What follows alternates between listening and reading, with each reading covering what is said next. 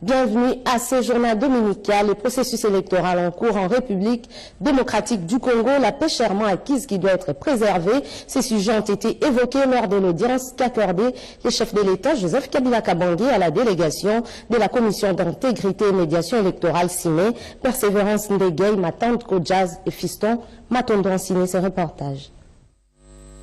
C'est un long entretien que le président de la République, Joseph Kabila Kabange, a eu ce samedi 5 janvier 2019 à son cabinet de travail de la Gombe avec les chefs de confessions religieuses réunis au sein de la Commission d'intégrité et médiation électorale, CIME en sigle. Ce sont les responsables de l'Église du Christ au Congo, de l'Armée du Salut, de la communauté islamique, des églises de réveil, de l'église orthodoxe, de l'union des églises indépendantes et de l'église kimbanguiste.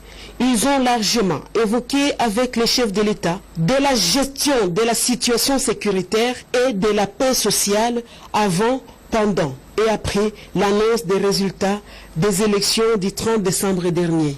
Nous sommes venus présenter nos vœux de paix, de bonheur, de bonne santé au président de la République, chef de l'État, qui nous les a réciproqués bien sûr, mais aussi tout a tourné autour de la paix, un appel solennel à la paix. Le chef de l'État nous a rappelé que nous n'avions que ce pays, pas deux, pas trois, et que nous devrions nous aimer, nous devrions vivre ensemble, nous devrions protéger notre pays. C'est d'abord un appel à la paix.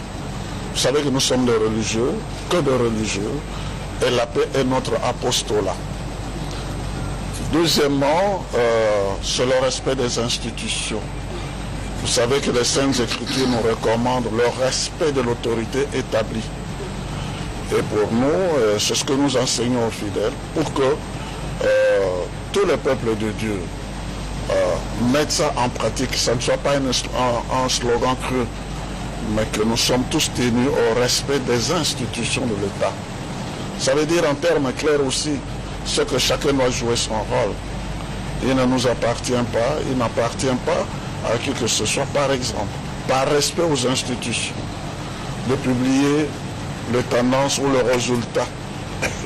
Mais dans notre pays, la loi autorise à la CENI de publier les résultats selon le calendrier que la CENI a promulgué. Et ça aussi, ça fait partie de le respect de l'autorité établie. Nous appelons le peuple au calme et d'attendre la publication des résultats. Et le président de la République, chef de l'État, nous a aussi rappelé, c'est le respect de la Constitution. C'est ce qu'il avait toujours dit, qu'il ne se représentera pas pour un troisième mandat.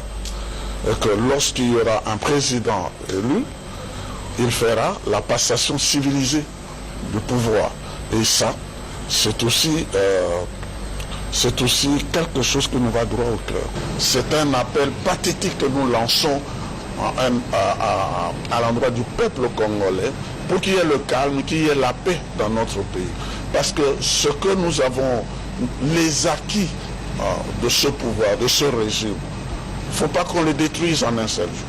Il ne faut pas que les gens commencent à souffler sur des braises pour allumer des incendies et qu'en un seul jour on puisse détruire ce que nous avons bâti avec tant de douleur, avec tant de sacrifices.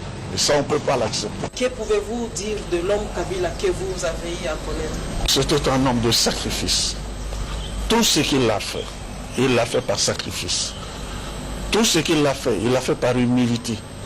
Autant de qualités qui montrent qu'il avait il a l'onction de Dieu sur lui. C'est rare de voir, parce que pour nous, nous disons, la modestie, l'humilité, ça fait partie de l'onction. Et tout ce qu'il a fait, il a dit qu'il ne va pas se représenter. C'est ça, mais ça, c'est quelqu'un qui sait respecter la parole et la vérité. Ce qu'il a dit, et tout au long de son parcours, il le faisait. Jusque, par exemple, d'être prêt à céder le fauteuil. Ça, c'est aussi un sacrifice à son âge. Je crois que le peuple doit lui être reconnaissant là.